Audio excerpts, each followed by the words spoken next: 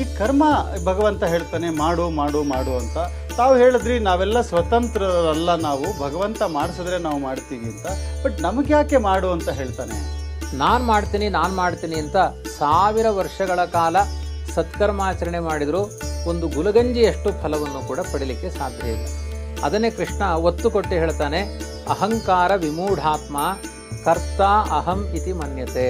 ಎಷ್ಟು ಅದ್ಭುತವಾದ ಚಿಂತನೆ ಅಂದರೆ, ನಮಗೆ ಸಾಮಾನ್ಯವಾಗಿ ಪೂಜೆ ಅಂದರೆ ದೇವರ ಮನೆಯಲ್ಲಿ ಒಂದಷ್ಟು ಉಪಕರಣಗಳನ್ನು ಇಟ್ಟುಕೊಂಡು ಗಂಟೆ ಬಾರಿಸುವುದೇ ಪೂಜೆ ಅಲ್ಲ ಅಂತಾನೆ ಕೃಷ್ಣ. ನೀನು ಪ್ರತಿಯೊಂದು ಚೇಷ್ಟೆ ಒಳ್ಳೆಯ ಉದ್ದೇಶದಿಂದ, ನಾಳೆ ನನ್ನ ಮನೆಯಲ್ಲಿ ದೇವರ ಪೂಜೆ ಇದೆ, ಅದಕ್ಕೆ ಒಂದು ಒಳ್ಳೆಯ ಪದ್ಮನಾಭನಿಗೆ ಬೇಕಾದ ಬಾಳೆಹಣ್ಣನ್ನು, ಶುದ್ಧವಾದ ಬಾಳೆಹಣ್ಣನ್ನು ನಾನು ತರಬೇಕು ಅಂತ ನೀನು ಮಾರ್ಕೆಟ್ ತನಕ ಹೋಗಿ ಬಂದಿಯಲ್ವಾ, ಅದು ಪ್ರದಕ್ಷಿಣೆಯ ಪುಣ್ಯ ಅಂತ ಹೇಳುತ್ತೆ ಶಾಸ್ತ್ರ. ನಿಷ್ಕಾಮ ಕರ್ಮ ಅಂದ್ರೇನು? ಕಾಮನೆಗಳನ್ನು ಅಂಟಿಸಿಕೊಳ್ಳದೆ ಕರ್ತವ್ಯ ರೂಪದ ಕರ್ಮಗಳನ್ನು ಮಾಡು. ಆಸೆಗಳಿಗೋಸ್ಕರ ಕರ್ಮಗಳನ್ನು ಮಾಡಬೇಡ, ದೇವರ ಪ್ರೀತಿಗಾಗಿ ಕರ್ಮಗಳನ್ನು ಮಾಡು. ನಿರಾಶೀಹಿ ನಿರ್ಮಮಃ, ನೆನ್ಪಿಟ್ಕೊಳ್ಳೋದು ಇದು ನನ್ನ ಕರ್ಮ, ನಾನು ಮಾಡಿದ ಕರ್ಮ, ಇಷ್ಟು ಮಾಡಿದ್ದೀನಿ ಅಷ್ಟು ಮಾಡಿದ್ದೀನಿ, ಮಮಕಾರದಿಂದ ಮಾಡಬೇಡ. ಕೆಟ್ಟ ಕೆಲಸ ಆಗೋಗುತ್ತೆ ನನ್ನಿಂದ, ಮಾಡಬಾರ್ದು ಅಂದ್ಕೊಂಡಿರ್ತೀನಿ, ಅಥವಾ ಒಳ್ಳೆ ಕೆಲಸನೂ ಕೆಲವು ಸರಿ ಗೊತ್ತಿಲ್ಲದೇನೆ ಮಾಡಿಬಿಡ್ತೀವಿ, ಕೆಟ್ಟ ಕೆಲಸನೂ ಗೊತ್ತಿಲ್ಲದೇನೆ ಮಾಡಿಬಿಡ್ತೀವಿ. ಇದ್ರ ಹಿಂದೆ ಏನಿದೆ, ಯಾವುದು ಇದನ್ನು ಬಲವಾಗಿ ಮಾಡಿಸುತ್ತಲ್ಲ? ಅರ್ಜುನ ಕೂಡ ಇದೇ ಪ್ರಶ್ನೆ ಕೇಳ್ತಾನೆ. ಒಳ್ಳೆಯ ಜ್ಞಾನಿಗಳ ಮನಸ್ಸನ್ನು ನಾಶಪಡಿಸುವ ಶಕ್ತಿ ಎಲ್ಲಿದೆ ಅಂದರೆ ಈ ರಜೋಗುಣದಲ್ಲಿ ಇದೆ. ಆ ರಜೋಗುಣವನ್ನು ಹತ್ತಿಕ್ಕು, ಸತ್ವಗುಣಕ್ಕೆ ಒಂದು ಸಪೋರ್ಟ್ ಮಾಡು, ಅವಾಗ ಇದೆಲ್ಲ ತಾನಾಗೆ ಶಾಂತವಾಗುತ್ತೆ. ನಿನ್ನ ಇಚ್ಛೆ ಇಲ್ಲದೆ ಏನೋ ದುಷ್ಕರ್ಮ ನಡೆದು ಬಿಡ್ತು ಅಂತ, ದುಷ್ಕರ್ಮ ನಡೀತಾ ಇದೆ ಅಂದರೆ ಅದೊಂದು ರಜೋಗುಣದ ಪ್ರಭಾವವೇ ಆಗಿರುತ್ತೆ ಹೊರತು ಸತ್ವಗುಣ ಯಾವತ್ತೂ ನಿಮ್ಮನ್ನು ಕೆಟ್ಟದ ಕಡೆ ಕರೆದುಕೊಂಡು ಹೋಗೋದೇ ಇಲ್ಲ.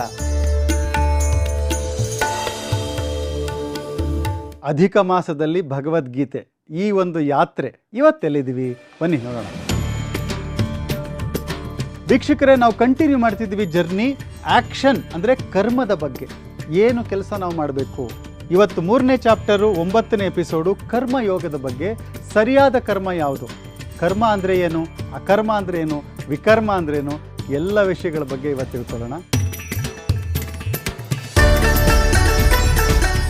ನಮಸ್ಕಾರ ವೀಕ್ಷಕರೇ, ಭಗವದ್ಗೀತೆಯ ಒಂದು ಪ್ರಯಾಣ ನಾವು ಮಾಡ್ತಾ ಇದ್ದೀವಿ. ಅಧಿಕ ಮಾಸದ ಒಂದು ಪರ್ವಕಾಲದಲ್ಲಿ, ಪುರುಷೋತ್ತಮ ಮಾಸದಲ್ಲಿ ಪುರುಷೋತ್ತಮನಾದ ಸರ್ವೋತ್ತಮನಾದ ಆ ಕೃಷ್ಣನ ಮಾತುಗಳನ್ನು ನಾವು ಕೇಳ್ತಾ ಇದ್ದೀವಿ. ಈ ಕರ್ಮದ ಅಧ್ಯಾಯದಲ್ಲಿ ನಾವಿದ್ದೀವಿ. ಈ ಕರ್ಮ ಹೇಗೆ ನಡೀತಾ ಇದೆ ಮತ್ತು ಕರ್ಮದ ಜಗಚ್ಚಕ್ರ, ನಾವೇನು ಈ ದೇಹನ ಹೊತ್ತು ಬಂದಿದ್ದೀವಿ ಅದಕ್ಕೆ ನಾವು ವಾಪಸ್ ಕೊಡಬೇಕಾಗಿರುವಂಥದ್ದು, ಆ ದೇವತೆಗಳಿಗೆ ನಾವು ಅರ್ಪಿಸಿ ನಮಗೆ ನಾವೇನು ಪಡ್ಕೊಂಡಿದ್ದೀವಿ ಅದಕ್ಕೆ ನಮಗೊಂದು ಬಾಧ್ಯತೆ ಇದೆ ಅನ್ನೋದನ್ನು ಆಚಾರ್ಯರು ನಮಗೆ ತಿಳಿಸ್ಕೊಟ್ರು. ಇವತ್ತು ನಾವು ನೋಡೋದಾದರೆ, ಈ ಕರ್ಮ ಭಗವಂತ ಹೇಳ್ತಾನೆ ಮಾಡು ಮಾಡು ಮಾಡು ಅಂತ. ತಾವು ಹೇಳಿದ್ರಿ ನಾವೆಲ್ಲ ಸ್ವತಂತ್ರರಲ್ಲ, ನಾವು ಭಗವಂತ ಮಾಡಿಸಿದ್ರೆ ನಾವು ಮಾಡ್ತೀವಿ ಅಂತ. ಬಟ್ ನಮಗೆ ಯಾಕೆ ಮಾಡು ಅಂತ ಹೇಳ್ತಾನೆ? ಮತ್ತು ಹೇಳಿದ್ರು ಹೇಗೆ ಮಾಡೋದು ಈ ಕರ್ಮನ ಅಂತ? ಇದು ಮುಂದಿನ ಭಾಗದಲ್ಲಿ ಕೃಷ್ಣನೇ ಅದಕ್ಕೆ ಉತ್ತರ ಕೊಟ್ಟಿದ್ದಾನೆ. ಪ್ರಕೃತೇ ಕ್ರಿಯಮಾಣಾನಿ ಗುಣೈಃ ಕರ್ಮಾಣಿ ಸರ್ವಶಃ ಅಹಂಕಾರ ವಿಮೂಢಾತ್ಮ ಕರ್ತಾಹಮಿತಿ ಮನ್ಯತೆ ಅಂತ. ಒಂದು ಜೀವನ ಸ್ವಭಾವದಲ್ಲೇ ಮಾಡುವ ಅರ್ಹತೆಗಳಿದೆ, ಅದನ್ನು ಮಾಡಿಸುವ ವ್ಯಕ್ತಿಗಳಿದ್ದಾರೆ. ಅದನ್ನು ವಿಸ್ತಾರವಾಗಿ ಅಧಿಷ್ಠಾನಂ ತಥಾಕರ್ಥ ಕರ್ಣಂಚ ಪೃಥಗ್ವಿಧಂ ವಿವಿಧಾಶ್ಚ ಪೃಥಕ್ ಚೇಷ್ಟ. ಒಂದು ಕೆಲಸ ಮಾಡಬೇಕಾದ್ರೆ ಒಳಗಡೆಯಿಂದ ಎಷ್ಟು ಫಂಕ್ಷನ್ಸ್ ನಡೆಯುತ್ತೆ ಅನ್ನೋದು ನಮಗೆ ಗೊತ್ತಿಲ್ಲ. ಅದು ಬಾಯಲ್ಲಿ ಮಾತನಾಡಿಬಿಡ್ತೀವಿ. ಆವಾಗ ಎಷ್ಟು ನರನಾಡಿಗಳ ಸಂವೇದನೆಗಳಿರುತ್ತೆ, ಅದಕ್ಕೆ ನಿಯಮನ ಶಕ್ತಿ ಎಷ್ಟಿರುತ್ತೆ ಅನ್ನೋದು ನಮಗೆ ಗೊತ್ತಿಲ್ಲ. ಅಸ್ವತಂತ್ರರಾಗಿಯೇ ಕರ್ಮಗಳನ್ನು ಮಾಡ್ತಾ ಇದ್ದೇವೆ. ಅನೇಕ ಜನರು ಕರ್ಮದ ಜಾಡಿನಲ್ಲಿ ತಪ್ಪುವುದೇನು ಅಂದರೆ ನಾನು ಮಾಡ್ತಾ ಇದ್ದೀನಿ ಅಂತ. ಈ ಭಗವದ್ಗೀತೆಯ ಪ್ರಧಾನವಾದ ಕೆಲವೊಂದು ಸಂದೇಶಗಳಿದೆ. ಅಂದರೆ ಕರ್ತೃತ್ವ ಭೋಕ್ತೃತ್ವ ಸಮರ್ಪಣ ಅಂತ. ಅಂದರೆ ಪ್ರತಿಯೊಂದು ಕರ್ಮಗಳ ಕರ್ತಾರ ಅವನು, ಅದರ ಫಲವನ್ನು ಸ್ವೀಕಾರ ಮಾಡುವ ಭೋಕ್ತಾರ ಅವನು ಅಂತ. ಇದನ್ನೇ ತುಂಬ ಪ್ರಸಿದ್ಧವಾದ ಮಾತು ಕೃಷ್ಣಾರ್ಪಣ ಅಂತ. ಕೃಷ್ಣಾರ್ಪಣ ಅನ್ನುವ ಶಬ್ದಕ್ಕೆ ಅರ್ಥ ಏನು? ಕೃಷ್ಣ ನನ್ನಲ್ಲಿ ನಿಂತು ನನ್ನ ಬುದ್ಧಿಗೆ ನೀನು ಪ್ರೇರಕನಾಗಿ ಈ ಕರ್ತವ್ಯಗಳನ್ನು ನನ್ನಿಂದ ಮಾಡಿಸಿದಿ, ಅದು ನಿನ್ನ ಪೂಜಾರೂಪವಾಗಿ ನಿನಗೆ ಸಮರ್ಪಣೆ ಆಗಲಿ. ಅಂದರೆ ಸ್ವತಂತ್ರನೇ ಭಗವಂತ ಆದಮೇಲೆ ನಾನೇನು ಮಾಡೋದಿದೆ ಅಂತ ಕೇಳೋ ಹಾಗಿಲ್ಲ. ಮಾಡುವ ಅರ್ಹತೆಯೂ ನನ್ನಲ್ಲಿದೆ. ಸ್ವತಂತ್ರವಾಗಿ ಇಲ್ಲ, ಪರಮಾತ್ಮನ ಅಧೀನವಾಗಿ ಇದೆ. ಹಾಗಾಗಿ ಈಗ ಉದಾಹರಣೆಗೆ ಫ್ಯಾನ್ ತಿರುಗುತ್ತೆ, ಫ್ಯಾನ್ ಮಾತನಾಡುತ್ತಾ? ತಿರುಗುವುದು ಅನ್ನೋದು ಒಂದು ಕ್ರಿಯೆ, ಮಾತನಾಡುವುದು ಅನ್ನೋದು ಒಂದು ಜ್ಞಾನದ ಒಂದು ಚೇಷ್ಟೆ. ಆ ಫ್ಯಾನಿನಲ್ಲಿ ಏನಿದೆ? ಜಡವಾಗಿರೋದ್ರಿಂದ ಕ್ರಿಯೆ ಮಾತ್ರ ಇದೆ. ಆದರೆ ಇಚ್ಛೆ ಮತ್ತು ಜ್ಞಾನಗಳು ಜಡದ ಧರ್ಮ ಅಲ್ಲ. ಚೇತನದ ಧರ್ಮ ಏನು ಅಂದರೆ ಜಾನಾತಿ ಇಚ್ಛತಿ ಯತತೆ ಅಂತ. ತಿಳಿತಾನೆ, ಇಚ್ಛೆ ಪಡ್ತಾನೆ, ಪ್ರಯತ್ನ ಮಾಡ್ತಾನೆ ಅಂತ. ಅದು ನ್ಯಾಚುರಲ್ ಆಗಿ ಜೀವನಲ್ಲೇ ಇರುವ ಸ್ವಭಾವ, ಯೋಗ್ಯತೆ ಅದು. ಆದರೆ ಸ್ವತಂತ್ರವಾಗಿದೆಯಾ? ಫ್ಯಾನ್ ಸ್ವತಂತ್ರವಾಗಿ ತಿರುಗುತ್ತಾ? ಇಲ್ಲ. ಅದಕ್ಕೆ ಸ್ವಿಚ್ ಹಾಕೋರೊಬ್ಬರು ಬೇಕು, ಅದಕ್ಕೆ ಬೇಕಾದ ಕರೆಂಟ್ ಬೇಕು. ಹಾಗೆ ನನ್ನಿಂದ ಚೇಷ್ಟೆಗಳು ನಡೀಬೇಕಾದರೂ ಯೋಗ್ಯತೆ ಇರ್ಬೋದು. ಬಲ್ಪ್ ಇದೆ, ಅದಕ್ಕೆ ಕರೆಂಟ್ ಇಲ್ಲ, ಅಥವಾ ಸ್ವಿಚ್ ಆಫ್ ಆಗಿದೆ, ವೈರೇ ಇಲ್ಲ, ಅನೇಕ ಕಾರಣಗಳಿಲ್ಲ ಅಂದರೆ ಕರೆಂಟ್ ಇದ್ದರೂ ಕೂಡ ಬಲ್ಪು ಬೆಳಗಬೇಕು ಅಂತ ನಿಯಮ ಇಲ್ಲ. ಹಾಗೆ ಒಂದು ಕ್ರಿಯೆ ನಡಿಬೇಕಾದ್ರೆ ಅನೇಕ ಉಪಕರಣಗಳ ಜೊತೆಗೆ ಆ ಕ್ರಿಯೆ ನಡೆಯುತ್ತೆ. ಪ್ರಧಾನವಾಗಿ ನೇತಾರನಾಗಿ ಭಗವಂತ ಇರ್ತಾನೆ. ಈ ಆಲೋಚನೆಯಿಂದ ಕರ್ಮ ಮಾಡು. ನಾನು ಮಾಡ್ತೀನಿ ಅಂತ 1000 ವರ್ಷಗಳ ಕಾಲ ಸತ್ಕರ್ಮಾಚರಣೆ ಮಾಡಿದರೂ ಒಂದು ಗುಲಗಂಜಿಯಷ್ಟು ಫಲವನ್ನು ಕೂಡ ಪಡೀಲಿಕ್ಕೆ ಸಾಧ್ಯ ಇಲ್ಲ. ಅದನ್ನೇ ಕೃಷ್ಣ ಒತ್ತು ಕೊಟ್ಟು ಹೇಳ್ತಾನೆ, ಅಹಂಕಾರ ವಿಮೂಢಾತ್ಮ ಕರ್ತ ಅಹಂ ಇತಿ ಮನ್ಯತೆ. ಅಹಂಕಾರದಿಂದ ತಲೆ ಕೆಟ್ಟು ಹೋದ ಕ್ಷುದ್ರ ಜೀವ ಮಾತ್ರ ನಾನು ಮಾಡ್ತೀನಿ ಅಂತ ಹೇಳ್ಕೊಳ್ತಾನೆ. ಇನ್ನು ಕೆಲವ್ರು ಏನು ಮಾಡ್ತಾರೆ, ನಾನು ಮಾಡ್ತೀನಿ ಅಂತ ಹೇಳಲ್ಲ, ನನ್ನ ಕೈಲಿ ದೇವ್ರು ಇದನ್ನು ಮಾಡಿಸಿದ, ನನ್ನ ಕೈಲಿ ದೇವ್ರು ಇದನ್ನು ಮಾಡಿಸಿದ. ಸುಮ್ಮನೆ ದೇವ್ರ ಮಧ್ಯದಲ್ಲಿ ಬರ್ತಿರ್ತಾನೆ, ನಾನು ಮಾಡಿದೆ ಅಂತ ಹೇಳೋದ್ರಲ್ಲೇ ತಾತ್ಪರ್ಯ ಇರುತ್ತೆ. ಈ ಅಹಂಕಾರವನ್ನು ತೆಗೆದು ಹಾಕಬೇಕು. ಒಂದು ಗುರುಕುಲದಲ್ಲಿ ಗುರು ಶಿಷ್ಯರಿಗೆ ನಡೆದ ಸಂವಾದ. ವಿದ್ಯಾಭ್ಯಾಸ ಎಲ್ಲ ಮುಗೀತು. ಶಿಷ್ಯ ತುಂಬ ವಿದ್ಯಾವಂತ, ತುಂಬ ಜಾಣ. ಅವನು ಗುರುವಿಗಿಂತ ಜಾಣ. ಆದರೆ ಗುರುವಿನಲ್ಲಿ ಇಲ್ಲದೇ ಇರುವ ತುಂಬ ದೊಡ್ಡ ದೋಷ ಏನು ಅಂದರೆ ಅಹಂಕಾರ. ಗುರುಗಳಿಗೆ ಅದನ್ನು ತೆಗಿಲಿಕ್ಕಾಗಲಿಲ್ಲ ಅಹಂಕಾರವನ್ನು. ಗುರುಕುಲದಿಂದ ಹೋಗಬೇಕಾದ್ರೆ ಶಿಷ್ಯ ಕೇಳ್ತಾನೆ, ಗುರುಗಳೇ ನಿಮಗೆ ಏನಾದರೂ ಒಂದು ಗುರುದಕ್ಷಿಣೆ ಕೊಟ್ಟು ಹೋಗಬೇಕು ಅಂತ ಇದೆ, ನೀವು ಕೇಳಿ ಅಂತ. ಅದು ಗುರುಗಳಿಗೆ ನೀನು ಅಹಂಕಾರ ಬಿಡು ಅಂದರೆ ಅವನಿಗೆ ಕೋಪ ಬರುತ್ತೆ ಅವನಿಗೆ. ಅದಕ್ಕೋಸ್ಕರ ಅವರು ಒಂದು ಕೆಲಸಕ್ಕೆ ಬಾರದೇ ಇರುವ ಒಂದು ವಸ್ತು ನಿನ್ನ ಬಳಿ ಇದೆ, ಅದನ್ನು ನನಗೆ ದಕ್ಷಿಣೆಯಾಗಿ ಕೊಟ್ಟು ಹೋಗು ಅಂತ. ತಲೆ ಕೆಟ್ಟು ಹೋಗುತ್ತೆ ಶಿಷ್ಯನಿಗೆ. ನನ್ನ ಬಳಿ ಯಾವುದಿದೆ ಕೆಲಸಕ್ಕೆ ಬಾರದೇ ಇರುವ ವಸ್ತು ಅಂತ ಪೆಟ್ಟಿಗೆ ಹೋಗಿ ತೆಗಿತಾನೆ. ಪ್ಲ್ಯಾಸ್ಟಿಕ್ ಕವರ್ ಇದೆ, ಆದರೆ ಅದು ಕೂಡ ಕೆಲಸಕ್ಕೆ ಬರೋ ವಸ್ತುವೇ. ಯಾಕೆಂದರೆ ಕಲಿಯುಗದ ಕೃಷ್ಣಾಜಿನ ಅದು ಪ್ಲ್ಯಾಸ್ಟಿಕ್. ಎಲ್ಲರೂ ಹೂವು ಅದರಲ್ಲೇ ಹಾಕ್ಕೊಳ್ತಾರೆ, ತುಳಸಿಯೂ ಅದರಲ್ಲೇ ಹಾಕ್ಕೊಳ್ತಾರೆ. ಇತ್ತೀಚೆಗೆ ಹಾಲು, ಮೊಸರು, ಬೆಣ್ಣೆ, ತುಪ್ಪ, ನಿಮಗೆ ಸಾರು, ಹುಳಿ, ಚಟ್ನಿ, ಏನೇನು ಬೇಕೆಲ್ಲ ಪ್ಲ್ಯಾಸ್ಟಿಕ್ಗೆ ಆ ಕವರ್ನಲ್ಲೇ ಎಲ್ಲ ಪ್ಯಾಕ್ ಆಗುತ್ತೆ.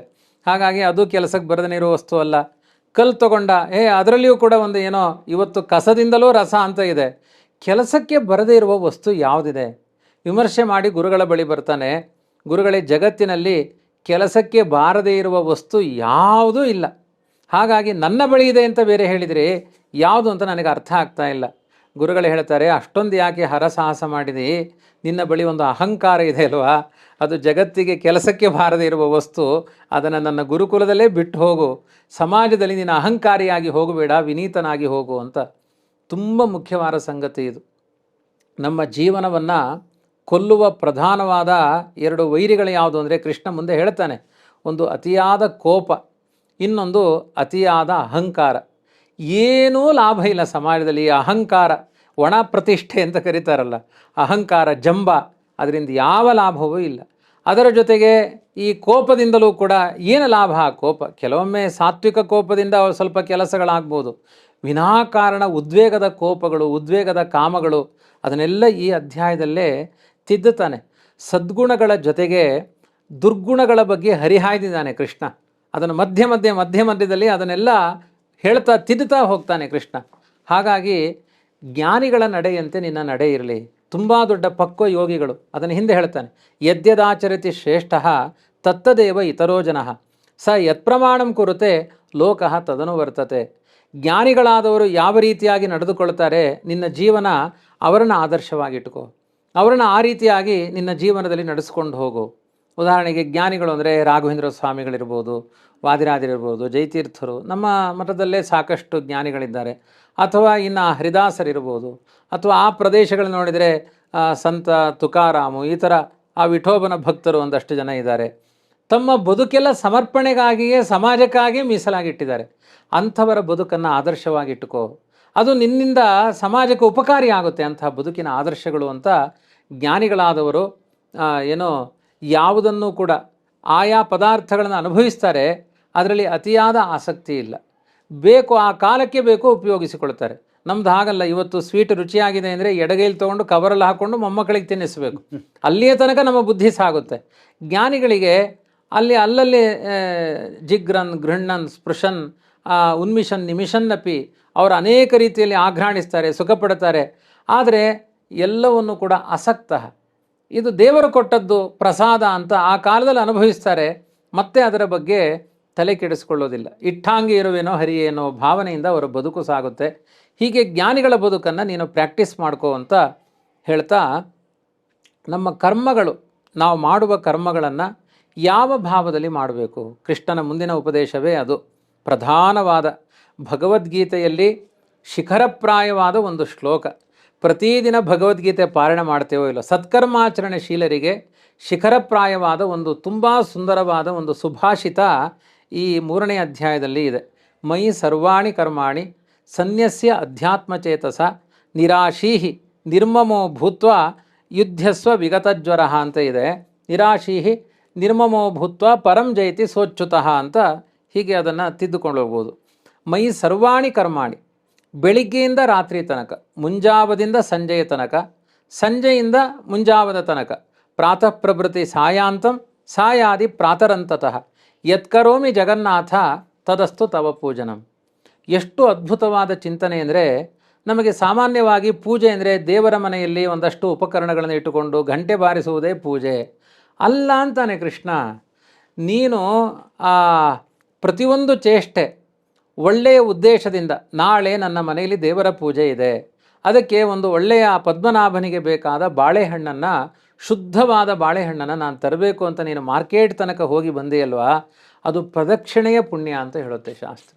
ನೀನು ಮಾರ್ಕೆಟಿಗೆ ಹೋಗಿದ್ದು ಕೂಡ ದೇವರ ಪೂಜೆಯೇ. ಆದ್ದರಿಂದ ದೇವರ ಪೂಜೆ ಅಂದರೆ ಮನೆಯಲ್ಲಿ ಸಂಗತಿ ದಾನ ಅಂತ ಅದಕ್ಕೆ ಬೇಕಾದ ಸಲಕರಣೆಗಳನ್ನು ಒದಗಿಸಿಕೊಡೋದು ದೇವರ ಪೂಜೆ. ಬೆಳಿಗ್ಗೆಯಿಂದ ನಡೆಯುವ ಎಲ್ಲ ಚೇಷ್ಟೆಗಳು, ದೇವರೇ ನಾನು ಒಂದು ಸ್ವಲ್ಪ ವಿಶ್ರಾಂತಿಯನ್ನು ಪಡೆದು ನಿನ್ನ ವಿಚಾರದಲ್ಲಿ ಉತ್ಸಾಹದಿಂದ ಪಾರಾಯಣಗಳನ್ನು ಮಾಡಬೇಕು, ದೇಹಕ್ಕೆ ಆಲಸ್ಯ ಬಂದಿದೆ ಅಂತ ಹೇಳಿ ವಿಶ್ರಾಂತಿ ಪಡೆದರೆ ನೀವು ಮಲಗಿದ್ದು ಪ್ರದಕ್ಷಿಣೆಯ ನಮಸ್ಕಾರ ಅಂತ ಹೇಳಿದ್ದಾರೆ. ಇನ್ನು ಸಿಕ್ಕಾಪಟ್ಟೆ ಮಲ್ಕೊಂಡೇ ಇರಬಾರ್ದು, ದೇವರಿಗೆ ಮಲಗುವುದು ಒಂದು ನಮಸ್ಕಾರ ಅಂತ. ಹೀಗೆ ಏನೇನು ಮಾಡ್ತೀಯೋ, ಮೈ ಸರ್ವಾಣಿ ಕರ್ಮಾಣಿ. ಇನ್ನು ಕೆಲವರು ಎಲ್ಲ ಕರ್ಮ ಅಂದಾಗ ಪುಣ್ಯಗಳ ಕರ್ಮಗಳನ್ನು ಮಾತ್ರ ದೇವರಿಗೆ, ಪಾಪ ಕರ್ಮಗಳೆಲ್ಲ ದೇವರಿಗೆ ಬೇಡ, ಹಾಗೆ ಹೇಳಲೇಬೇಡ. ಎಲ್ಲ ಕರ್ಮಗಳನ್ನು ದೇವರಿಗೆ ಅರ್ಪಣೆ ಮಾಡು. ಬೇಡದೇನೆ ಯಾರೋ ಮನೆಗೆ ಬಂದಿದ್ರು, ಇದ್ದಕ್ಕಿದ್ದಾಗೆ ಸಿಟ್ಟು ಮಾಡ್ಕೊಂಡು ಬೈದುಬಿಟ್ಟೆ, ದೇವರೇ ಈ ಕರ್ಮವು ನಿನಗೆ ಸಮರ್ಪಣೆ ಅಂತ ಹೇಳು. ಅಲ್ಲ, ಕೆಟ್ಟದ್ದನ್ನು ದೇವರಿಗೆ ಸಮರ್ಪಣೆ ಮಾಡ್ಬೋದಾ? ಯಾರಾದರೂ ಮನೆಗೆ ಅತಿಥಿಗಳು ಬಂದರೆ ಒಳ್ಳೆಯದನ್ನು ಕೊಡ್ತೇವೆ, ಕೆಟ್ಟದ್ದನ್ನು ಕೊಡ್ಬೋದಾ? ಕೆಟ್ಟದ್ದು ಕೊಡುವ ವಿಧಾನ ಬೇರೆ. ದೇವರೇ ಇನ್ನೊಂದು ಬಾರಿ ಕೆಟ್ಟ ಕೆಲಸ ಮಾಡದೇ ಇರುವ ಹಾಗೆ ಅನುಗ್ರಹಿಸುವಂತ ಕೊಡು. ಅದಕ್ಕೆ ಸುಂದರವಾದ ದೃಷ್ಟಾಂತವನ್ನು ಕೊಡ್ತಾರೆ ಜಗನ್ನಾಥದಾಸರು. ಅಸತ್ಕರ್ಮಗಳನ್ನು ದೇವರಿಗೆ ಅರ್ಪಣೆ ಮಾಡಬೇಕಾದ್ರೆ ಅವನಿಗೆ ಪಾದುಕೆಗಳಂತೆ ಸಮರ್ಪಣೆ ಮಾಡಿ. ಪಾದುಕೆಗಳು ಏನಾಗುತ್ತೆ ಹೇಳಿ, ಹಾಕೊಂಡು ಚಪ್ಪಲಿ ಸವಿತಾ ಹೋಗುತ್ತೆ. ಹಾಗೆ ನನ್ನ ಕರ್ಮಗಳನ್ನು ಸವಿಸು, ಈ ದುಷ್ಕರ್ಮಗಳನ್ನು ತುಳಿದು ಸಂಹಾರ ಮಾಡುವಂಥ ಸಮರ್ಪಣೆ ಮಾಡು. ಹಾವಿಗೆಗಳಂತೆ ಪಾದುಕೆಗಳಂತೆ ಸಮರ್ಪಣೆ ಮಾಡು. ಸತ್ಕರ್ಮಗಳನ್ನು ಗಂಧಲೇಪನದಂತೆ ಸಮರ್ಪಣೆ ಮಾಡು.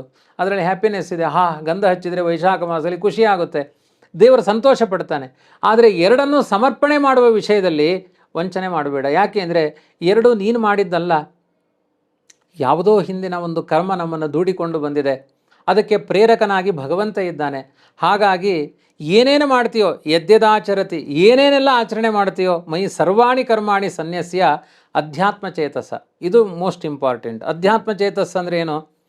ದೇವರೇ ನನ್ನ ಒಳಗಡೆ ನಿಂತು ಬುದ್ಧಿ ಪ್ರೇರಕನಾಗಿ, ಈ ಬುದ್ಧಿ ಈ ಜನ್ಮದಲ್ಲಿ ಇಷ್ಟಿದೆ ಅನ್ನೋದನ್ನು ನಾನೇನು ಅಂಗಡಿಯಲ್ಲಿ ದುಡ್ಡು ಕೊಟ್ಟು ತೊಗೊಂಡಿದ್ದಲ್ಲ ಅದು, ಆಯಿತಾ? ನನ್ನ ಇಂದ್ರಿಯಗಳ ಪಾಠವ, ನನ್ನ ಕಣ್ಣು, ನನ್ನ ಕಿವಿ, ನನ್ನ ಮೂಗು ಎಲ್ಲವೂ ಕೂಡ ಕೇನೋಪನಿಷತ್ತೇ ತೆರೆದುಕೊಂಡು ಬಿಡುತ್ತೆ ಈ ಅಭಿಪ್ರಾಯದಲ್ಲಿ. ಎಲ್ಲದರ ವ್ಯಾಪಾರ ಯಾರ ಪ್ರೇರಣೆಯಿಂದ ನಡೀತಾ ಇದೆ? ಇದನ್ನೆಲ್ಲ ಆಪ್ರೇಟ್ ಮಾಡ್ತಾ ಇರೋರು ಯಾರು? ಇದನ್ನೆಲ್ಲ ಜನರೇಟ್ ಮಾಡಬೇಕಲ್ಲ, ಅದನ್ನೆಲ್ಲ ಮಾಡ್ತಾ ಇರೋನು ಯಾರು? ಅಂಥ ಶಕ್ತಿ, ಅದನ್ನು ಆಲೋಚನೆ ಮಾಡಿಕೊಂಡು ಎಲ್ಲ ಮಾಡಿಸಿದವನು ನೀನು. ದಾಸರ ಮಾತಿದೆಯಲ್ಲ, ಹರಿಯ ಕರುಣದೊಳಾದ ಭಾಗ್ಯವ ಹರಿ ಸಮರ್ಪಣೆ ಮಾಡಿ, ಎಲ್ಲವನ್ನು ಅವನಿಗೆ ಸಮರ್ಪಣೆ ಮಾಡು. ನಿರಾಶೆ ಮತ್ತೆ ಮಾಡಬೇಕಾದ್ರೆ ಕೆಲವರಿಗೆ ನಾನು ಇಷ್ಟು ಕೊಟ್ಟೆ, ವಾಪಸ್ಸು ನನಗೇನು ಬೆನಿಫಿಟ್ಟು, ಇದರ ಬಗ್ಗೆ ಆಲೋಚನೆ ಮಾಡದೇ ಇರುವ ಪ್ರಪಂಚವೇ ಇಲ್ಲ. ದೇವರು ಹೇಳ್ತಾನೆ, ಅಮ್ಮನಿಗೆ ಮಗು ಎಲ್ಲವನ್ನೂ ಮಗುವಿಗೆ ಅಮ್ಮ ಕೊಡ್ತಾಳೆ. ಮಗುವಿನ ಕೈಲಿ ಏನು ಕೊಟ್ಟರು ಮಗು ನಿರ್ವ್ಯಾಜವಾದ ಪ್ರೀತಿಯಿಂದ ಅಮ್ಮ ಅಂತ ತಗೊಂಡು ಹೋಗಿ ಕೊಡುತ್ತೆ. ಅವನು ತಾಯಿ ಆಗಬೇಕು, ನೀನು ಮಗು ಆಗಬೇಕು. ನೀನು ಆಸೆಗಳನ್ನು ಇಟ್ಕೊಳ್ಬೇಡ. ನೀನೇನೇನೆಲ್ಲ ಆಕಾಂಕ್ಷೆ ಪಟ್ಟಿದೆಯಾ ಅದನ್ನೆಲ್ಲವನ್ನೂ ಕೂಡ ಅದಕ್ಕಿಂತ 1000 ಕೊಡುವ ಔದಾರ್ಯ ಅವನಲ್ಲಿದೆ. ಹಾಗಾಗಿ ನಿನ್ನ ಕಾಮನೆಗಳನ್ನು ದೇವರ ಮುಂದೆ ಅಪ್ಲಿಕೇಶನ್ ಹಾಕ್ತಾ ಕರ್ಮ ಸಮರ್ಪಣೆ ಮಾಡಬೇಡ, ಆಸೆಯನ್ನು ಬಿಟ್ಟು. ಪ್ರಧಾನವಾದ ಇನ್ನೊಂದು ಟಿಪ್ಸು ಕೃಷ್ಣ ಕೊಟ್ಟಿರೋದೇನು ಅಂದರೆ ನಿಷ್ಕಾಮ ಕರ್ಮ ಮಾಡು. ನಿಷ್ಕಾಮ ಕರ್ಮ ಅಂದ್ರೇನು? ಕಾಮನೆಗಳನ್ನು ಅಂಟಿಸಿಕೊಳ್ಳದೆ ಕರ್ತವ್ಯ ರೂಪದ ಕರ್ಮಗಳನ್ನು ಮಾಡು. ಆಸೆಗಳಿಗೋಸ್ಕರ ಕರ್ಮಗಳನ್ನು ಮಾಡಬೇಡ, ದೇವರ ಪ್ರೀತಿಗಾಗಿ ಕರ್ಮಗಳನ್ನು ಮಾಡು. ನಿರಾಶೀಹಿ ನಿರ್ಮಮಃ, ನೆನಪಿಟ್ಕೊಳ್ಳೋದು ಇದು ನನ್ನ ಕರ್ಮ, ನಾನು ಮಾಡಿದ ಕರ್ಮ, ಇಷ್ಟು ಮಾಡಿದ್ದೀನಿ ಅಷ್ಟು ಮಾಡಿದ್ದೀನಿ, ಮಮಕಾರದಿಂದ ಮಾಡಬೇಡ. ಈ ರೀತಿಯಾಗಿ ಪ್ರತಿಯೊಬ್ಬರ ಬದುಕಿಗೂ, ಅಂದರೆ ಇದೇನು ಬ್ರಾಹ್ಮಣ, ಕ್ಷತ್ರಿಯ, ವೈಶ್ಯ, ಶೂದ್ರ, ಯಾವ ಜಾತಿಯಲ್ಲಿರಲಿ ಅವರವರಿಗೆ ವಿಹಿತವಾದ ಕರ್ಮಗಳನ್ನು, ಅಹಂಕಾರ ಮಮಕಾರಗಳನ್ನು ಬಿಟ್ಟು ಅದು ದೇವರ ಪೂಜೆ ಎನ್ನುವ ಭಾವನೆಯಿಂದ ಮಾಡಿದರೆ ನಮ್ಮ ಜೀವನ ಒಂದು ರೀತಿ ಪೂರ್ಣತೆಗೆ ಬಂದ್ಬಿಡುತ್ತೆ. ಇದು ತುಂಬ ಪ್ರಧಾನವಾದ ಅಂಶವನ್ನು ಕರ್ಮಗಳು ಅನ್ನುವ ಅಂಶದಲ್ಲಿ, ಕರ್ಮ ಹೇಗೆ ಮಾಡಬೇಕು ಅಂತ ಪ್ರಶ್ನೆಗಳು 1000 ಬರ್ಬೋದು. ಆದರೆ ಕೃಷ್ಣನೇ ಒಂದು ಡೈರೆಕ್ಷನ್, ನೀನು ಈ ಥರ ಕರ್ಮ ಮಾಡಿಬಿಡು, ನಿನಗೆ ಯಾವುದೇ ರೀತಿಯಾದ ಸಮಸ್ಯೆ ಆಗಲ್ಲ. ಅಂದರೆ ಆವಾಗ ಹಿಂದೆ ಪ್ರಶ್ನೆ ಬಂದಿತ್ತು, ಕರ್ಮ ಮಾಡ್ತಾ ಹೋದರೆ, ನೀವು ಆರಂಭದಲ್ಲಿ ಒಂದು ಪ್ರಶ್ನೆ ಕೇಳಿದ್ರಿ, ಕರ್ಮ ಮಾಡ್ತಾ ಮಾಡ್ತಾ ಅದು ರಕ್ತ ಬೀಜಾಸುರಂತರ ಹುಡ್ಕೊಳ್ತಾನೆ ಇರುತ್ತೆ, ಅದಕ್ಕೆ ಎಂಡ್ ಹೇಗೆ? ಈ ಗಹನವಾದ ಕರ್ಮಕೋಪದಲ್ಲಿ ಬೀಳುವ ಬದಲು ಕರ್ಮ ಮಾಡ್ದೇನೇ ಇದ್ದು ಬಿಡ್ಬೋದಲ್ವಾ? ಕೃಷ್ಣ ಹೇಳ್ತಾನೆ, ಕರ್ಮದ ಸಮರ್ಪಣೆಯ ಜಾಡನ್ನು ಅರ್ಥ ಮಾಡಿಕೊಂಡ್ರೆ ಅದು ಹಿಂದಿನ ಕರ್ಮಗಳನ್ನು ಸುಡುವ ಸಾಮರ್ಥ್ಯ ಇಂದಿನ ಕರ್ಮಗಳಿಗಿದೆ. ಮುಂದಿನ ಜನ್ಮಾಂತರಕ್ಕೆ ಆ ಕರ್ಮಗಳು ಸೃಷ್ಟಿಯೇ ಆಗಲ್ಲ. ಇದನ್ನು ಅರ್ಥ ಮಾಡಿಕೊಂಡೆ ಕೃಷ್ಣ ಮುಂದೆ ಹೇಳ್ತಾನೆ, ನಾನು ವಾಸ್ತವಿಕವಾಗಿ ನಮಾಂ ಕರ್ಮಾಣಿ ಲಿಂಪಂತಿ, ನಾನು ಯಾವ ಕರ್ಮಗಳನ್ನು ಮಾಡಬೇಕಾಗಿಲ್ಲ. ಆದರೂ ವರ್ತೈವಚ ಕರ್ಮಣಿ, ನಾನು ಕರ್ಮ ಮಾಡ್ತಾ ಇದ್ದೇನೆ. ಯಾಕೆ ನಾನು ಕರ್ಮ ಮಾಡ್ತಾ ಇದ್ದೇನೆ ಅಂದರೆ, ಯದಿಹ್ಯಹಂ ನವರ್ತೇಯಂ ಜಾತು ಕರ್ಮಣ್ಯತಂದ್ರಿತಃ ಮಮ ವರ್ತಮಾನುವರ್ತಂತೆ ಮನುಷ್ಯ ಪಾರ್ಥ ಸರ್ವಶಃ. ನಾನು ಅವಾಗಲೇ ಹೇಳಿದೆ, ದೊಡ್ಡೋರು ಮಾಡಿದ್ದನ್ನು ಆಚರಣೆ ಮಾಡಿ. ಕೃಷ್ಣ ಸುಮ್ಮನೆ ಕೂತ್ಕೊಂಡ, ಕೃಷ್ಣ ದೊಡ್ಡವನು ಹೌದಾ ಅಲ್ವಾ? ಕೃಷ್ಣ ಸುಮ್ಮನೆ ಕೂತ್ಕೊಂಡಿದ್ದಾನೆ ಅಂತ ಇಡೀ ಪ್ರಪಂಚ ಸುಮ್ಮನೆ ಕೂತ್ಕೊಂಡ್ಬಿಡುತ್ತೆ. ಹಾಗಾಗಿ ಪ್ರಪಂಚದ ಹಿತದ ದೃಷ್ಟಿಯಿಂದ ನನಗೆ ಯಾವ ಕರ್ಮಲೇಪಗಳಿಲ್ಲದೇ ಇದ್ದರೂ ನಾನು ಬೆಳಿಗ್ಗೆ 4 ಗಂಟೆಗೆ ಹೇಳ್ತೀನಿ ಅಂತಾನೆ ಕೃಷ್ಣ. 4 ಗಂಟೆಗೆ ಎದ್ದು ಸ್ನಾನ ಮಾಡಿ ಚೆನ್ನಾಗಿ ಭಗವದ್ ಧ್ಯಾನ ಮಾಡಿ ತನ್ನನ್ನೇ ತಾನು ದಧ್ಯೋ ಪ್ರಸನ್ನಕರಣ, ತನ್ನನ್ನೇ ತಾನು ಧ್ಯಾನ ಮಾಡಿ 8 ಗಂಟೆ ತನಕ ಅದು ಎಂಥ ರಾಜಕಾರ್ಯ ಇರಲಿ, ನನ್ನ ಮನೆಯ ನಿತ್ಯ ಅನುಷ್ಠಾನಗಳನ್ನು ಆಚರಣೆ ಮಾಡದೆ ನಾನು ಆ ರಾಜಕಾರ್ಯಗಳಿಗೆ ಹೋಗೋದಿಲ್ಲ ಅಂತ ಕೃಷ್ಣ ಪ್ರತಿಜ್ಞೆ ಮಾಡಿ ಹೇಳ್ತಾನೆ. ಯಾಕೆ ಅಂದರೆ ಮಮ ವರ್ತಮಾನುವರ್ತಂತೆ ಮನುಷ್ಯ ಪಾರ್ಥ ಸರ್ವಶಃ, ಜಗತ್ತಿಗೆ ಆದರ್ಶವನ್ನು ತೋರಿಸಲಿಕ್ಕೆ ಬಂದ ವಿಭೂತಿ ಪುರುಷ ನಾನೇ ಮಾಡಲಿಲ್ಲ ಅಂದರೆ ಏನು ಆದರ್ಶ? ಹಾಗಾಗಿ ಒಂದು ದೊಡ್ಡ ಸಂಸ್ಥೆಗೆ ನಿಯಾಮಕನಾದವನು ಒಂದು ನಿಯಮ ಹಾಕಿದರೆ ಆ ನಿಯಮದಲ್ಲಿ ತನ್ನನ್ನು ಅವನು ತೊಡಗಿಸಿಕೊಳ್ತಾನೆ. ಆವಾಗ ಆ ಯಜಮಾನನೇ ಬರ್ತಾ ಇದ್ದಾನೆ, ನಾವು ಮಾಡಲಿಲ್ಲ ಅಂದರೆ ಅಪರಾಧಿಗಳಾಗ್ತೇವೆ ಎನ್ನುವ ಎಚ್ಚರ ಬರುತ್ತೆ. ಇಷ್ಟು ಸೂಕ್ಷ್ಮವಾಗಿ ಒಂದು ಹಿತವಾದ ತಾಯಿಯಂತೆ ಕರ್ಮದ ಜಾಡನ್ನೆಲ್ಲ ಬಿಡಿಸಿ ನೀನು ಈ ರೀತಿ ಸಾಗು, ನಿನಗೆ ಒಳ್ಳೆಯದಾಗುತ್ತೆ ಅಂತ ಪಾಠ ಮಾಡಿದ್ದಾನೆ ಕೃಷ್ಣ. ತುಂಬ ಚೆನ್ನಾಗಿ ತಿಳಿಸ್ಕೊಟ್ರಿ ಆಚಾರ್ಯ. ಈ ಮುಂದೆ ಬರುವಂತಹ ಪ್ರಶ್ನೆ ಏನಂದರೆ, ಈಗ ನಾವು ಎಷ್ಟೋ ಸರಿ ನಾವು ಮಾಡಬಾರ್ದು ಅಂತ ಅಂದ್ಕೊಂಡಿರ್ತೀವಿ, ಆದರೂ ಕೆಲವು ತಪ್ಪುಗಳನ್ನು ಮಾಡಿಬಿಡ್ತೀವಿ. ಅಂದರೆ ನನಗಿಷ್ಟ ಇಲ್ಲ, ಆದರೂ ಕೆಟ್ಟ ಕೆಲಸ ಆಗೋಗುತ್ತೆ ನನ್ನಿಂದ, ಮಾಡಬಾರ್ದು ಅಂದ್ಕೊಂಡಿರ್ತೀನಿ. ಅಥವಾ ಒಳ್ಳೆ ಕೆಲಸನೂ ಕೆಲವು ಸರಿ ಗೊತ್ತಿಲ್ಲದೇ ಮಾಡಿಬಿಡ್ತೀವಿ, ಕೆಟ್ಟ ಕೆಲಸನೂ ಗೊತ್ತಿಲ್ಲದೇ ಮಾಡಿಬಿಡ್ತೀವಿ. ಇದರ ಹಿಂದೆ ಏನಿದೆ? ಯಾವುದು ಇದನ್ನು ಬಲವಾಗಿ ಮಾಡಿಸುತ್ತಲ್ಲ? ಅರ್ಜುನ ಕೂಡ ಇದೇ ಪ್ರಶ್ನೆ ಕೇಳ್ತಾನೆ. ಅದೇ ಬಹುಶಃ ನಾವು 3ನೇ ಅಧ್ಯಾಯದ ಕೊನೆಯ ಭಾಗದಲ್ಲಿ ಇದ್ದೇವೆ. ಅಥಕೇನ ಪ್ರಯುಕ್ತೋಯಂ ಪಾಪಂ ಚರತಿ ಪುರುಷಃ ಅನಿಚ್ಛನ್ನಪಿ ವಾರ್ಷ್ಣೇಯ ಬಲಾದಿವ ನಿಯೋಜಿತ. ಅರ್ಜುನ ಹೇಳ್ತಾನೆ, ಅಂಥವನೇ ಹೇಳಿದ ಮೇಲೆ ನಮ್ಮ ಕಥೆ ಏನು ಗಾಬರಿ ಆಗುತ್ತೆ ಇದನ್ನು ಹೇಳಬೇಕಾದ್ರೆ. ನನಗೆ ಸಂಕಲ್ಪಗಳಿಲ್ಲ ಕೃಷ್ಣ, ಆದರೂ ಯಾವುದೋ ಒಂದು ಬಲವಾದ ಶಕ್ತಿ ಈ ಕೆಟ್ಟ ಕೆಲಸ ಮಾಡು ಅಂತ ಪ್ರಚೋದನೆ ಮಾಡಿಬಿಡುತ್ತೆ.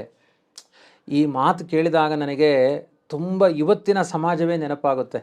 ನಾನು ಮೊನ್ನೆ ಒಂದು 10 ಶಾಲಾ ಕಾಲೇಜಿನ ಮಕ್ಕಳ ಹತ್ರ ಒಂದು ಸಂದರ್ಶನ ಮಾಡಿದೆ.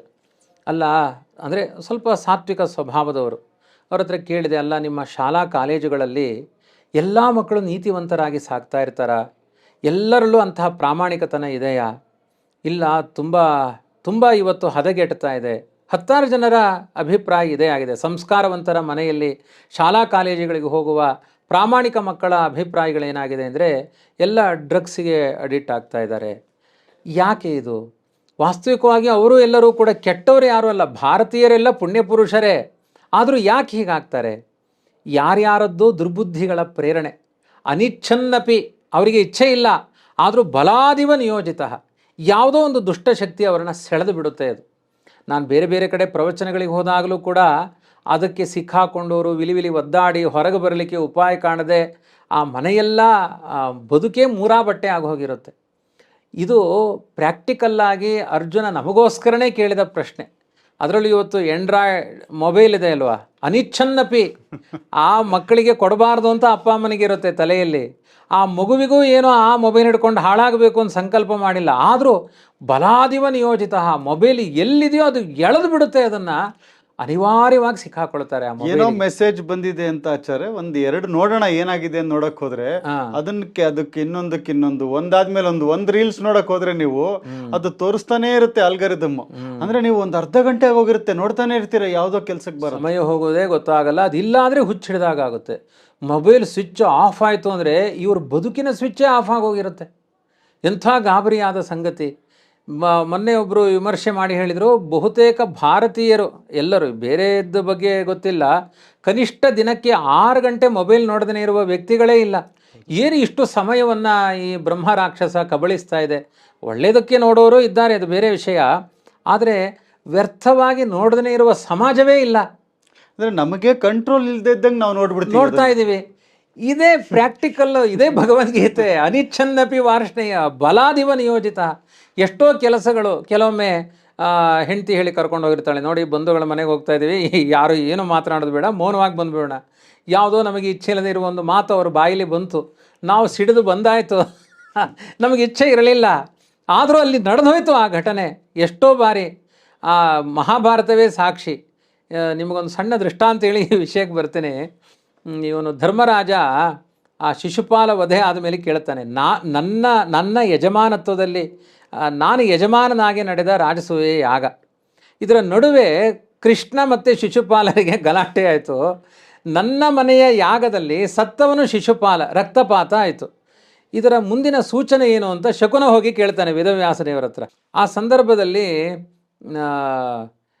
ವೇದವ್ಯಾಸದೇವರು ಹೇಳ್ತಾರೆ ಧರ್ಮರಾಜನಿಗೆ, ಇದು ತುಂಬ ದೊಡ್ಡ ಭಾರೀ ಅನಾಹುತ. ರಾಜಸೂಯ ಯಾಗ ಕ್ಷತ್ರಿಯರು ಮಾಡುವ ಯಾಗ. ಯಾಗ ಸಂದರ್ಭದಲ್ಲಿ ರಕ್ತಪಾತ ಆಗಿರೋದ್ರಿಂದ ನಿನ್ನ ಮೂಲಕ ತುಂಬ ರಕ್ತಪಾತ ಮುಂದೆ ಆಗಲಿಕ್ಕಿದೆ ಅಂತ ಶಕುನ ಹೇಳಿಬಿಡ್ತಾರೆ. ಆವಾಗ ಧರ್ಮರಾಜ ಸಂಕಲ್ಪ ಮಾಡ್ತಾನೆ, ನಾನು ಯಾವುದೇ ಕಾರಣದಿಂದ ಆಗುವುದಾದರೆ ನನ್ನ ದೊಡ್ಡಪ್ಪನ ಮಕ್ಕಳ ಮೂಲಕ ಆಗಬೇಕು, ದುರ್ಯೋಧನಾದಿಗಳಿಂದ. ನಾನು ಬಾಯಿಗೆ ಜಿಪ್ ಹಾಕೊಂಡ್ಬಿಡ್ತೇನೆ, ನನ್ನ ಜನ್ಮದಲ್ಲಿ ಮಾತನಾಡಲ್ಲ, ಅವ್ರಿಗೆ ಏನು ಹೇಳಿದ್ರು ಕೇಳ್ತೇನೆ. ದ್ಯೂತ ಕ್ರೀಡೆಗೆ ಬಾ, ನಡಿ, ಅಣ್ಣ ತಮ್ಮಂದಿರನ್ನ ದ್ಯೂತದಲ್ಲಿ ಇಡು, ಪಣಕ್ಕಿಡು, ಇಟ್ಟೆ, ಹೆಂಡತಿಯನ್ನಿಡು, ಇಟ್ಟೆ, ನಿನ್ನನ್ನು ಇಟ್ಕೋ, ಇಟ್ಟೆ, ಅವ್ರು ಹೇಳಿದ್ದೆಲ್ಲ ಕೇಳ್ತೇನೆ. ಮಹಾಭಾರತ ಯುದ್ಧ ನಡೆದಿದ್ದು ಇದರಿಂದಲೇ. ಅವನಿಗೆ ಇಚ್ಛೆ ಇರಲಿಲ್ಲ, ಯುದ್ಧದಲ್ಲಿ ಅವನಿಗೆ ಸ್ವಲ್ಪವೂ ಆಸಕ್ತಿ ಇರಲಿಲ್ಲ. ಧರ್ಮರಾಜ ಸಂಪೂರ್ಣ ಶಾಂತಿ ಮಂತ್ರವನ್ನೇ ಪಠಿಸಿದವನು. ಎಷ್ಟು ಭಯಂಕರವಾದ ಯುದ್ಧ ಅವನ ಯಜಮಾನತ್ವದಲ್ಲಿ ನಡೀತು. ಇದೆ ಅನಿಚ್ಛನ್ನಪಿ.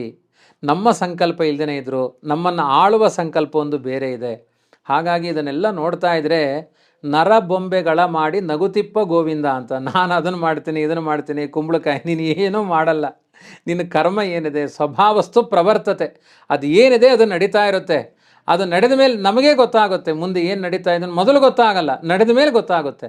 ಹಾಗಾಗಿ ಜೀವನದ ಪ್ರತಿಯೊಂದು ಸನ್ನಿವೇಶಗಳು ನಮ್ಮ ಪಾಲಿಗೆ ಈ ಆಕ್ಸಿಡೆಂಟೇ. ಅದು ಯಾಕೆ ನಮಗೆ ಮೊದಲು ಗೊತ್ತಿಲ್ಲ, ಅದು ಇದ್ದಕ್ಕಿದ್ದಾಗೆ ನಡೆಯುತ್ತೆ. ಅದು ಇದಕ್ಕೆಲ್ಲ ಏನು ಕಾರಣ ಅಂತ ಅರ್ಜುನನ ಪ್ರಶ್ನೆ.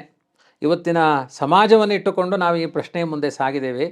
ಅದಕ್ಕೆ ಕೃಷ್ಣ ನೇರವಾಗಿ ಅರ್ಜುನನ ಪ್ರಶ್ನೆ ಅಂದರೆ, ಅರ್ಜುನ ನಮ್ಮೆಲ್ಲರ ಪ್ರತಿನಿಧಿ.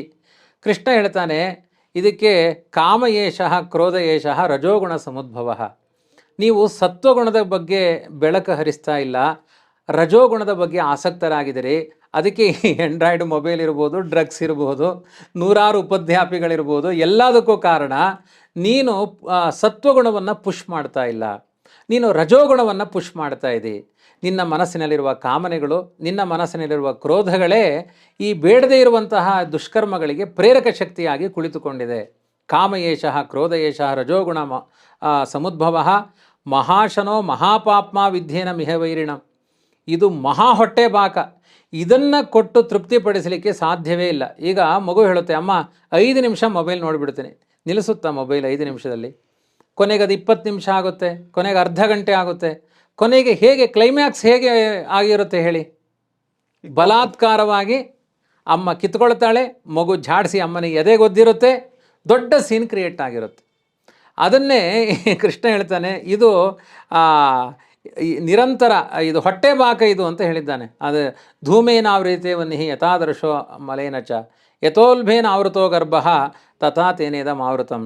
ಅಂದರೆ ಸ್ವಚ್ಛವಾದ ಕನ್ನಡಿಯಂತೆ ಮನುಷ್ಯನ ಹೃದಯ ಇದೆ, ಅದರ ತುಂಬ ಕಶ್ಮಲ ಕೂತ್ಕೊಂಡ್ಬಿಟ್ರೆ ಹೇಗೋ ನಮಗೆ ಬೇಡವಾದ ಈ ಕಾಮಕ್ರೋಧಗಳ ಉದ್ವೇಗ ಅಂದರೆ ರಜೋಗುಣದ ವ್ಯಾಪಾರ ನಮ್ಮನ್ನು ಈ ಥರ ಬಂಧನ ಮಾಡಿಬಿಡುತ್ತೆ. ಹಾಗಾಗಿ ಒಳ್ಳೆಯ ಜ್ಞಾನಿಗಳ ಮನಸ್ಸನ್ನು ನಾಶಪಡಿಸುವ ಶಕ್ತಿ ಎಲ್ಲಿದೆ ಅಂದರೆ ಈ ರಜೋಗುಣದಲ್ಲಿ ಇದೆ. ಆ ರಜೋಗುಣವನ್ನು ಹತ್ತಿಕ್ಕು, ಸತ್ವಗುಣಕ್ಕೆ ಒಂದು ಸಪೋರ್ಟ್ ಮಾಡು, ಅವಾಗ ಇದೆಲ್ಲ ತಾನಾಗೆ ಶಾಂತವಾಗುತ್ತೆ. ನಿನ್ನ ಇಚ್ಛೆ ಇಲ್ಲದೆ ಏನೋ ದುಷ್ಕರ್ಮ ನಡೆದು ಬಿಡ್ತು ಅಂತ, ದುಷ್ಕರ್ಮ ನಡೀತಾ ಇದೆ ಅಂದರೆ ಅದೊಂದು ರಜೋಗುಣದ ಪ್ರಭಾವವೇ ಆಗಿರುತ್ತೆ ಹೊರತು ಸತ್ವಗುಣ ಯಾವತ್ತೂ ನಿಮ್ಮನ್ನು ಕೆಟ್ಟದ ಕಡೆ ಕರೆದುಕೊಂಡು ಹೋಗೋದೇ ಇಲ್ಲ. ಸತ್ವಗುಣ ಒಳ್ಳೆಯದ ಕಡೆಯೇ ಕರ್ಕೊಂಡು ಹೋಗುತ್ತೆ. ರಾವಣನ ಅಂತಃಪುರದಲ್ಲಿದ್ದ ವಿಭೀಷಣ ರಾಮ ರಾಮ ಅಂತ ಜಪ ಮಾಡಿ ಬಂದ, ಅದು ಸತ್ವಗುಣ. ಅದು ಯಾವತ್ತೂ ಕೆಟ್ಟದ ಕಡೆ ಕರ್ಕೊಂಡು ಹೋಗೋದೇ ಇಲ್ಲ. ಇನ್ನು ರಜೋಗುಣ ತಮೋಗುಣಗಳು ಸತ್ವಗುಣದ ಕಡೆ ಕರ್ಕೊಂಡು ಬರೋದೇ ಇಲ್ಲ. ಸಂಪೂರ್ಣ ಬೆತ್ತಲ ಮಾಡಿದ್ದಾನೆ ರಾವಣನ ಸೈನ್ಯವನ್ನು ರಾಮ. ಇನ್ನೇನೂ ಇಲ್ಲ ಅವನ ಬಳಿ, ಶಕ್ತಿ ತೋಳ್ಬಲ ಇಲ್ಲ, ಸೈನ್ಯ ಬಲ ಇಲ್ಲ, ಶಸ್ತ್ರಾಸ್ತ್ರಗಳ ಬಲ ಇಲ್ಲ. ರಾಮ ಹೇಳ್ತಾನೆ ಸತ್ವಗುಣಕ್ಕೊಂದೊಂದು ಚಾನ್ಸ್ ಕೊಡ್ತೇನೆ, ನೀನು ಶರಣಾಗತನಾಗೋ, ನಾಳೆ ನಿನ್ನ ಜೀವನ ಇದೆ, ನೀನೇ ರಾಜನಾಗ್ತಿ ಅಂತ ಈ ಮಾತನ್ನು ಹೇಳಿದರೆ ಒಳಗಡೆ ಇರುವ ಹಠ ಏನು ಮಾಡುತ್ತೆ ಅಂದರೆ ಇಲ್ಲ ಇಲ್ಲ ನಿನ್ನ ಜೊತೆಗೆ ಯುದ್ಧಕ್ಕೆ ಬರ್ತೀನಿ ಅಂತ ಸತ್ತು ಹೋಗ್ತಾನೆ. ಯಾವತ್ತೂ ರಜೋಗುಣ ಬದಲಾಗಲ್ಲ, ಸತ್ವಗುಣವೂ ಬದಲಾಗಲ್ಲ, ತಮೋಗುಣವೂ ಬದಲಾಗಲ್ಲ. ಇದನ್ನು ಅರ್ಥ ಮಾಡಿಕೊಂಡು ನಮ್ಮ ಬದುಕಿನಲ್ಲಿ ಯಾವ ಗುಣಕ್ಕೆ ಪ್ರಾಮುಖ್ಯತೆಯನ್ನು ನೀಡಬೇಕು ಅನ್ನೋದನ್ನು ನೀನು ಅರ್ಥ ಮಾಡಿಕೊಂಡ್ರೆ ನಿನ್ನ ಬದುಕು ಹಸನಾಗುತ್ತೆ. ಹಾಗಾಗಿ ನನಗೆ ಗೊತ್ತಿಲ್ಲದೇ ಕೆಟ್ಟ ಕೆಲಸ ಮಾಡಿಬಿಡ್ತೀನಿ ಅಂದರೆ ರಜೋಗುಣ ಜಾಸ್ತಿ ಇದೆ, ಅದಕ್ಕೆ ಬ್ರೇಕ್ ಹಾಕು ಅನ್ನೋದು ಕೃಷ್ಣನ ಉದ್ದೇಶ. ಆದ್ದರಿಂದ ಜಹಿಶತ್ರುಂ ಮಹಾಬಾಹೋ ಕಾಮರೂಪಂ ದುರಾಸದಂ. ಆ ರಜೋಗುಣದಿಂದ ಹುಟ್ಟುವ ಕಾಮ, ಯಾರಿಂದಲೂ ತಡಿಲಿಕ್ಕಾಗದೇ ಇರುವ ಕಾಮ ಅಂದರೆ ಸೆಕ್ಸ್ ಅಂತ ಅರ್ಥ ಅಲ್ಲ, ಬೇಡದೇ ಇರುವ ನೂರಾರು ಇಚ್ಛೆಗಳು, ಅದು ಎಲ್ಲವನ್ನೂ ಕೂಡ ಮಹಾ ರಜೋಗುಣದಿಂದ ಹುಟ್ಟಿದ ಮಹಾಶತ್ರು ಅಂತ ತಿಳಿದು ಅದನ್ನು ಹೊಡೆಯೋದರಲ್ಲಿ ಪ್ರಾಕ್ಟೀಸ್ ಮಾಡು. ಹೇಗೆ ಹೊಡಿಬೇಕು ಅದನ್ನೇ ಹೊಡಿತಾ ಕೂತ್ಕೊಳ್ಬೇಡ. ಕೆಲವೊಮ್ಮೆ ದೀಪ ಉರಿಬೇಕಾಗಿದೆ, ಕೊಡ್ಡಿ ಕೊರಿತಾ ಕೂತ್ಕೊಳ್ಳೋದಲ್ಲ, ಫ್ಯಾನ್ ಆರಿಸಬೇಕು. ಅದರ ರಿಮೋಟ್ ಎಲ್ಲೋ ಬೇರೆ ಕಡೆ ಇದೆ, ನೀನು ಫ್ಯಾನ್ ಆರಿಸಿದರೆ ಒಂದೇ ಕಡ್ಡಿಯಿಂದ ದೀಪ ಉರಿಯುತ್ತೆ. ಹಾಗಾಗಿ ಕಾಮ, ಕ್ರೋಧ, ಲೋಭ ಎಲ್ಲ ಬಿರುಗಾಳಿ ಇದ್ದ ಹಾಗೆ ನಮ್ಮ ಬದುಕಿನಲ್ಲಿ. ಅದನ್ನು ಎಲ್ಲ ಕಡೆ ವಿಂಡೋ ಕ್ಲೋಸ್ ಮಾಡಿದರೆ ದೀಪ ತನ್ನಿಂದ ತಾನೇ ಉರಿಯುತ್ತೆ.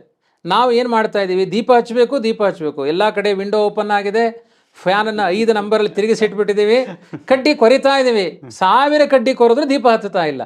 ಅದು ಕೃಷ್ಣ ಹೇಳ್ತಾನೆ, ಇಲ್ಲಿ ಕಡ್ಡಿ ಕೊರೆಯುವುದರಿಂದ ದೀಪ ಬೆಳಗಲ್ಲ, ಅಲ್ಲಿರುವ ಕಿಟಿಕಿಯೆಲ್ಲ ಕ್ಲೋಸ್ ಮಾಡು, ಫ್ಯಾನ್ ಆಫ್ ಮಾಡು, ಒಂದೇ ಕಡ್ಡಿಯಿಂದ ದೀಪ ಉರಿಯುತ್ತೆ. ಸತ್ವಗುಣಕ್ಕೆ ಬೆಲೆ ತುಂಬು, ರಜೋಗುಣ ತಮೋಗುಣಗಳು ನಿಂತು ಹೋಗುತ್ತೆ. ಈ ಥರ ಒಂದು ಮನಸ್ಸಿಗೆ ಹಿಡಿಸುವಂತಹ ಒಂದು ವೇದಾಂತವನ್ನು ಕೃಷ್ಣ ಇದರ ಬಗ್ಗೆ ಉಪದೇಶ ಮಾಡ್ತಾನೆ. ಸನ್ಯಾಸಿ ಆಧ್ಯಾತ್ಮ ಚೇತಸ ಅಂತ ನೀವು 2 ವಿಷಯ ಹೇಳಿದ್ರಿ ಇದರಲ್ಲಿ. ಒಂದು ಆ ಭಗವಂತನ ಒಂದು ಅವನೇ ಮಾಡಿಸ್ತಾ ಇದ್ದಾನೆ ನನ್ನಲ್ಲಿದ್ದು ಅಂತ ತಿಳಿದು ಮಾಡುವಂಥದ್ದು. ಜೊತೆಗೆ ಈಗ ತಾವು ಇದನ್ನು ಏನು ಹೇಳಿದ್ರಿ, ನಮಗೆ ಇಚ್ಛೆ ಇಲ್ಲದೆ ಇದ್ದರೂ, ನಮ್ಗೆ ಅಂದ್ಕೊಳ್ಳದೆ ಇದ್ದರೂ ಇದೆಲ್ಲ ಆಗೋಗ್ಬಿಡುತ್ತೆ. ಅದರ ಹಿಂದೆ ನಾವು ಸತ್ವಗುಣನ ಎಷ್ಟು ಪ್ರಚೋದನೆ ಮಾಡ್ತೀವಿ ಅದರಿಂದ ಅಷ್ಟೇ ನಾವು ಈ ಎಲ್ಲ ಕಾಮಕ್ರೋಧಗಳನ್ನು ಕಂಟ್ರೋಲ್ ಮಾಡ್ಬೋದು ಅನ್ನೋದು ಅಂದರೆ ಇಷ್ಟು ಕ್ಲಿಯರ್ ಆಗಿ ಇದುವರೆಗೂ ನನಗಂತೂ ಅರ್ಥ ಆಗಿರಲಿಲ್ಲ. ಅಂದರೆ ಈ 3 ಗುಣಗಳು ನಮ್ಮ ಬದುಕಿನಲ್ಲಿ ಆಟ ಆಡ್ತಾ ಇರುತ್ತೆ ಅನ್ನೋದನ್ನು ಝೂಮ್ ಮಾಡಿ ತೋರಿಸಿದ್ದಾನೆ ಕೃಷ್ಣ.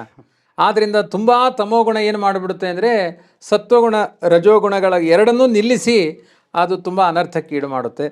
ನಾವು ಆದಷ್ಟು ರಜೋಗುಣ ತಮೋಗುಣಗಳಿಂದ ಮುಕ್ತರಾಗಿರಬೇಕು ಅನ್ನೋದೇ ಭಗವದ್ಗೀತೆಯ ಸಂದೇಶ. ಇದುವರೆಗೆ ಆಚಾರ್ಯ ತಾವು ಈಗ ಕರ್ಮದಲ್ಲಿ ನಾವು ಹೇಗೆ ಈ ಜಗತ್ತಿನ ಜೊತೆಗೆ ಕಾಂಟ್ರಿಬ್ಯೂಟ್ ಆಗಿದ್ದೀವಿ, ಕನೆಕ್ಟ್ ಆಗಿದ್ದೀವಿ, ನಾವು ದೇವತೆಗಳಿಗೆ ಅದನ್ನು ಕೊಡಬೇಕು, ನಾವು ಪಡೆದಿದ್ದನ್ನು ಅವರಿಂದ ಮತ್ತೆ ಪಡಿಬೇಕು, ಮತ್ತು ನಾವು ಜೀವನದಲ್ಲಿ ಹೇಗೆ ಕರ್ಮ ಮಾಡಬೇಕು ಅನ್ನೋದನ್ನೆಲ್ಲ ಡೀಟೇಲ್ ಆಗಿ ತಿಳಿಸಿದ್ರಿ. ಈಗ ಮುಂದಕ್ಕೆ ಹೋಗೋದಾದರೆ ಮುಂದಿನ ಎಪಿಸೋಡಲ್ಲಿ ಈ 4ನೇ ಅಧ್ಯಾಯದಲ್ಲಿ ನಾವು ಬಂದರೆ ಭಗವಂತನಿಗೂ ಕರ್ಮನಿಗೂ, ಅದು ಕರ್ಮ ಇನ್ನೂ ಕಂಟಿನ್ಯೂ ಆಗುತ್ತೆ ಅಲ್ಲಿ ಕರ್ಮದ ಒಂದು ಚರ್ಚೆ. ಈ ಭಗವಂತನ ಒಂದು ಅವನಿಗೆ ಯಾವುದೇ ಕರ್ಮದ ಲೇಪ ಇಲ್ಲ ಅಂತ ನೀವು ಪದೇ ಪದೇ ಹೇಳ್ತಿದ್ರಿ. ಎಷ್ಟೋ ವಿಷಯಗಳಲ್ಲಿ ತಾವು ಅದನ್ನು ಹೇಳಿದ್ರಿ, ಅವನಿಗೆ ಯಾವುದೂ ಇಲ್ಲ, ಆದರೂ ಅವನು ಮಾಡ್ತಾನೆ. ಯಾಕೆಂದರೆ ನಮಗೋಸ್ಕರ ನಾವು ಮಾಡಲಿ ಅನ್ನೋದಕ್ಕೋಸ್ಕರ ಒಂದು ಮಾಡೆಲ್ ಆಗೋದಕ್ಕೋಸ್ಕರ ಅವನು ಮಾಡ್ತಾನೆ ಅಂತ. ಅದರ ಬಗ್ಗೆ ತುಂಬ ಪ್ರಶ್ನೆಗಳು ಈ 4ನೇ ಅಧ್ಯಾಯದಲ್ಲಿದೆ. ಈ ಜಗಚ್ಚಕ್ರ, ಈ ಕರ್ಮಚಕ್ರದಲ್ಲಿ ನಾವು ಜೀವಿಯ ಒಂದು ಕರ್ಮದ ಗತಿ ನೋಡಿದ್ವಿ, ಜಗತ್ತಿನ ಕರ್ಮದ ಗತಿ ನೋಡಿದ್ವಿ.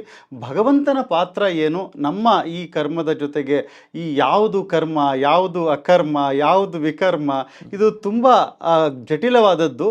ಈ ವಿಷಯಗಳನ್ನು ತಿಳಿಸ್ಕೊಡ್ಬೇಕು ಅಂತ ಕೇಳ್ತಾ ಈ ಒಂದು ಇವತ್ತಿನ ಪಾಡ್ಕಾಸ್ಟಲ್ಲಿ ತುಂಬ ಸಿಂಪಲ್ ಆಗಿ ಈಸಿಯಾಗಿ ಅರ್ಥ ಆಗುವಂಗೆ ಹೇಳಿದ್ರಿ. ತುಂಬ ತುಂಬ ಧನ್ಯವಾದಗಳು.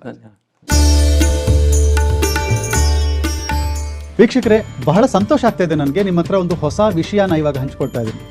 ನಿಮಗೆಲ್ಲ ಗೊತ್ತು, ವೇದಿಕ್ ವೆಲ್ನೆಸ್ ಕನ್ನಡ ಚಾನಲ್ನ ನೀವು ತುಂಬ ಸಪೋರ್ಟ್ ಮಾಡಿದ್ದೀರಾ. ಆದರೆ ಬಹಳಷ್ಟು ಜನ ನಮ್ಮನ್ನು ಕೇಳ್ತಾ ಇದ್ರು ಇಂಗ್ಲೀಷ್ನಲ್ಲಿ ಮಾಡಿ ಅಂತ. ಹಾಗಾಗಿ ನಿಮಗೋಸ್ಕರ ನಾವು ವೇದಿಕ್ ವೆಲ್ನೆಸ್ ಇಂಗ್ಲೀಷ್ ಚಾನಲ್ನ ಲಾಂಚ್ ಮಾಡಿದ್ದೀವಿ.